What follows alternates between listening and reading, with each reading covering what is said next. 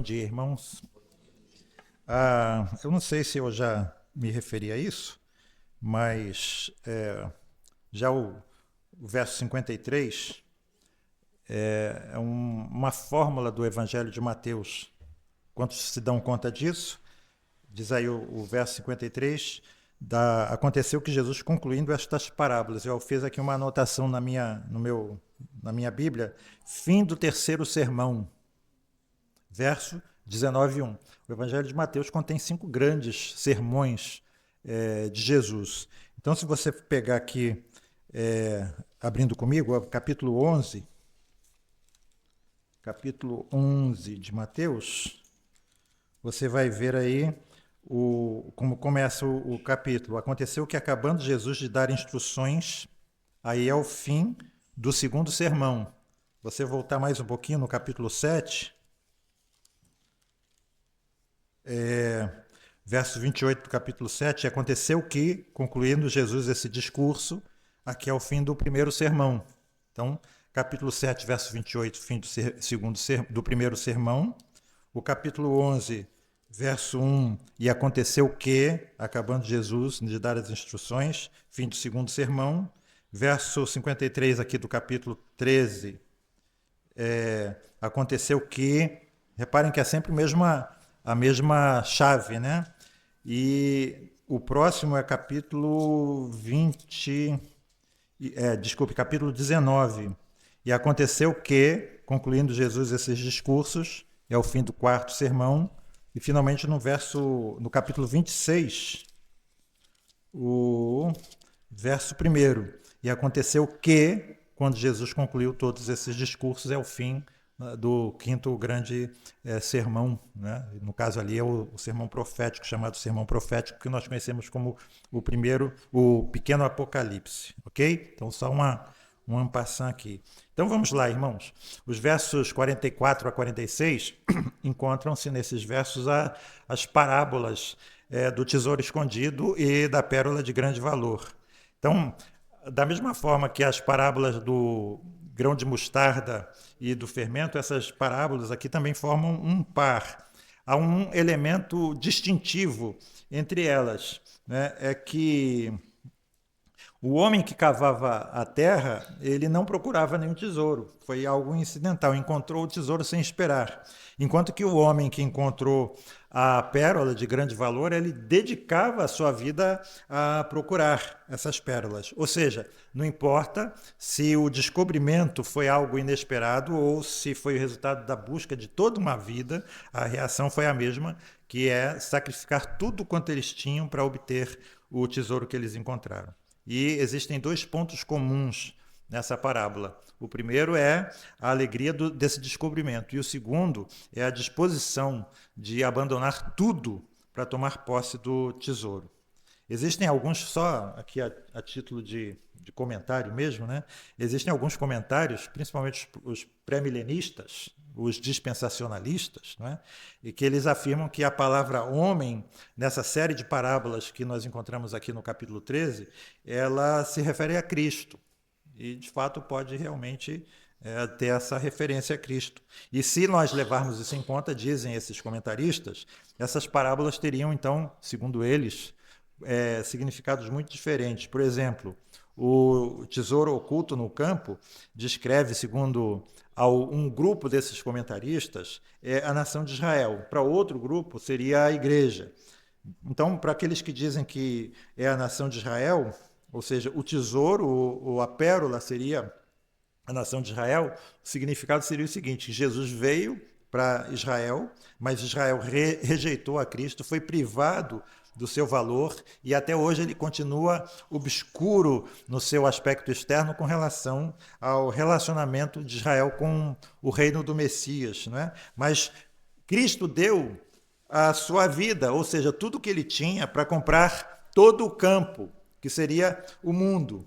E dessa forma ele conseguiu plena posse, né, de direito de posse ao tesouro que está oculto no meio dos gentios, que seria Israel, por descobrimento e por redenção. e quando ele voltar, o seu tesouro vai ser revelado e vocês podem fazer aí as comparações com a igreja. Mas, de fato, irmãos, qual é o ensino real dessas duas parábolas? É que o reino de Deus é que é o tesouro e que vale a pena fazer qualquer sacrifício para entrar nele.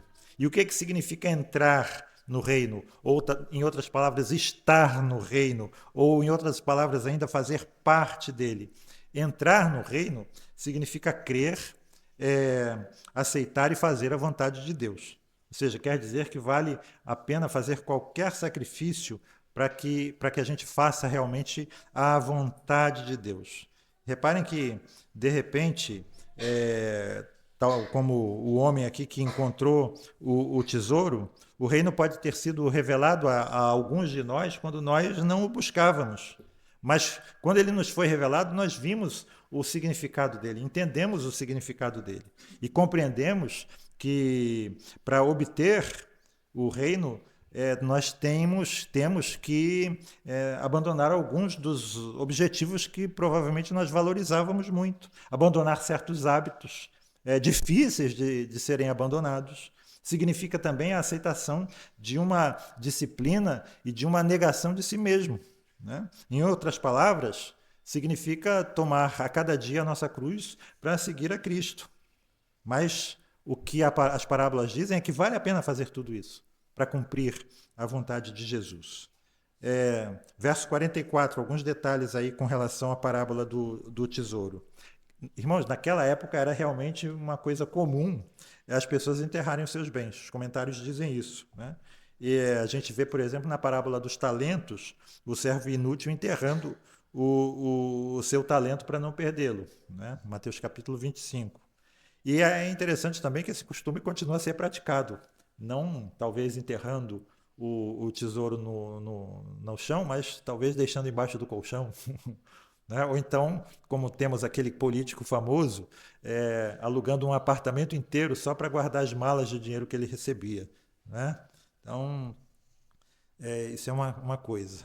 Alguns questionam a ética desse homem de esconder o tesouro e comprar o campo. Mas reparem, tal como na parábola do mordomo infiel, de Lucas capítulo 16, o caráter do homem não tem nada a ver com o ponto central dessa parábola. E ainda, segundo alguns comentaristas, a lei judaica da época dizia que quem compra a terra tem também o direito de posse de qualquer coisa que seja encontrada ali no subsolo. Ok? O verso 45, alguns detalhes aí da parábola da pérola, de grande preço. É um fato que também para os povos da antiguidade, a pérola era uma das joias mais apreciadas, mais preciosas, né? E ainda hoje, né? Principalmente as mulheres, quem não gostaria de receber um colar de pérolas, né?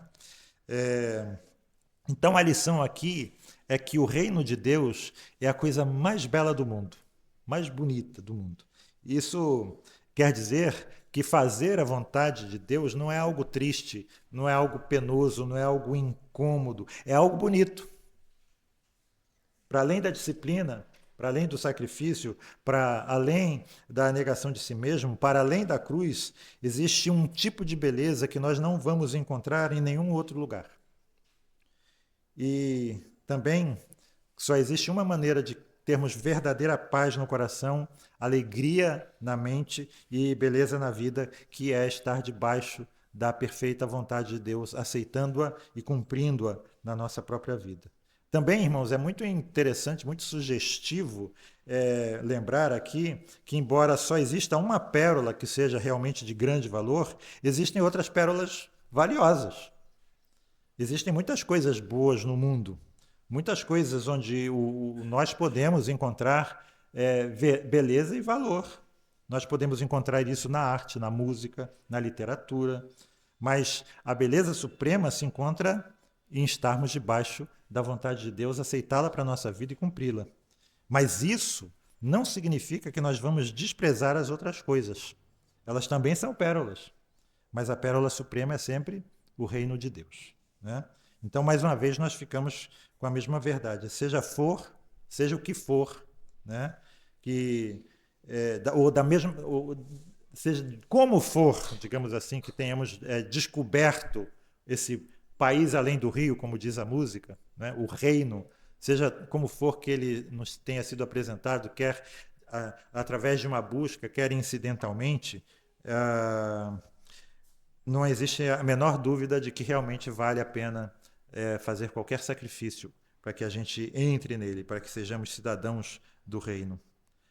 Os versos 51 e 52, nós temos aí a conclusão das parábolas. Reparem que quando Jesus terminou de falar sobre o reino de Deus, ele perguntou aos seus discípulos se eles tinham entendido o que Jesus tinha dito.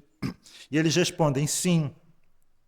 E Jesus passou a falar aí sobre um escriba instruído no reino de Deus, que tira do seu tesouro coisas novas e velhas. O que Jesus quis dizer aqui, irmãos?